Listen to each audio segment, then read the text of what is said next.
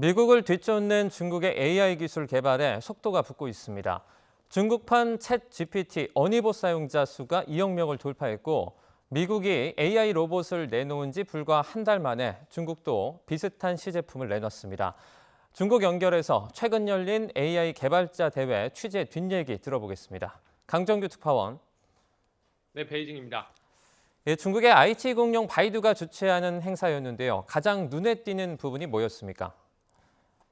네, AI 개발자 대회 이튿날 지역 신문인 선전일보 일면에 YTN 취재진의 사진이 크게 실렸습니다. 3면의 바이두 창업자 리에농의 사진보다 크죠.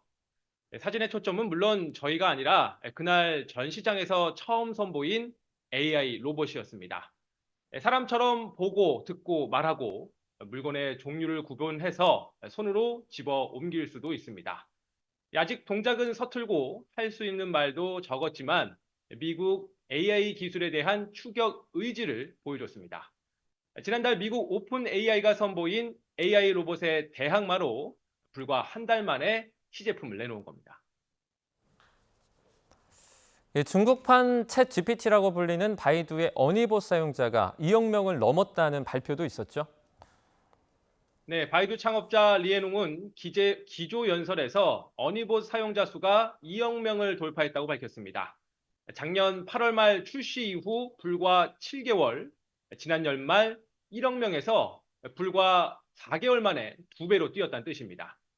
지난해 2월 기준 2억 명으로 알려진 미국 오픈 AI의 챗 GPT 사용자 수를 의식한 발표로 보입니다. 리에농은 일상 언어로 그림도 그리고 프로그램도 개발할 수 있다며 대중의 참여를 독려했는데요. 14억 인구를 바탕으로 영어에 맞서는 중국어 기반 AI 영토를 구축하겠다는 전략으로 풀이됩니다. 다만 중국의 정치 사상 검열과 미국의 AI 반도체 수출 통제는 족쇄로 작용하고 있습니다.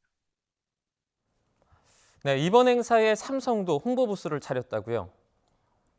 네, 갤럭시 24를 비롯한 스마트폰을 전시했습니다. 지난 1월 출시 때 화제를 모았던 동시 통번역 기능, 그리고 동그라미만 치면 검색해주는 기능 기억하시나요? 바이두의 AI 기술을 탑재한 것이기 때문입니다. 미국 애플도 중국에서 판매하는 아이폰에 바이두 AI를 집어넣기로 했다는 소식도 들리는데요. 중국 스마트폰 시장 공략을 위한 조치로 풀이됩니다. 네. 내일 이른바 반감기를 앞두고 있는 비트코인, 최근 홍콩에서 현물 상장지수 펀드 ETF 승인이 나기도 했는데요. 인접한 중국 본토 반응도 취재를 했죠. 네, 홍콩과 선전 사이 출입경 절차는 거쳐야 하지만 버스나 지하철로 출퇴근이 가능할 만큼 가깝습니다. 시쳇말로 TMI라고 하는데 마침 제 비자 갱신 기간과 겹쳐서 홍콩에 직접 갈 수는 없었습니다. 대신 그동안 경기 침체와 부동산 위기 등으로 피해를 봤던 중국 본토 개미 투자자들의 기대감을 읽을 수 있었습니다. 그동안 중국 당국은 돈 세탁과 자금 유출 우려 등을 이유로 가상화폐 거래를 엄격히 금지해 왔습니다. 이번에 홍콩이란 시험대에서 ETF 방식으로 물꼬를 터준 것도 기관을 통해 가상화폐 거래를 통제하면서 시세 차익은 누릴 수 있도록 한 조치로 풀이됩니다.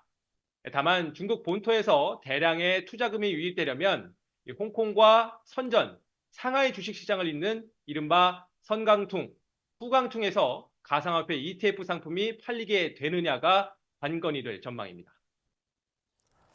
선전은 중국판 실리콘밸리로 불리는 곳인데요. 최근엔 당국 차원에서 이른바 적어도 경제를 띄우고 있다고요.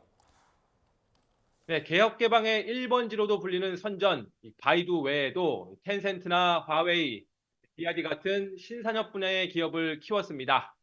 특히 DJI를 비롯한 드론 업체 1,700곳이 밀집해 드론의 수도로도 통합니다. 드론을 통한 택배와 택시, 관광, 그리고 측량이나 농약 살포 등 영화에서나 나올 법한 저고도 상공을 활용한 다양한 사업의 시험 무대가 되고 있는데요. 저희 취재진도 출장 기간 직접 드론 배송으로 음식을 주문해 보기도 했습니다. 중국판 실리콘밸리 선전의 산업 생태계와 저고도 경제, 홍콩 가상화폐 ETF 관련 현지 취재 내용은 편집을 마치는 대로 후속 보도할 예정입니다.